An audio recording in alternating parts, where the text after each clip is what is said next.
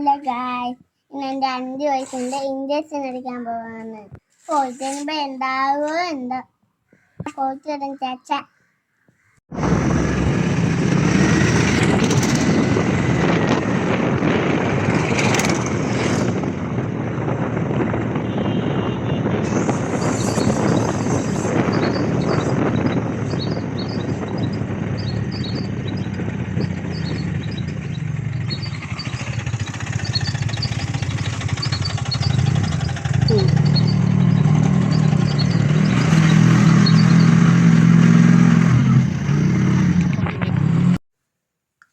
ചാങ്ക, നീ അറിഞ്ഞ അയാൻ പെട്ട്.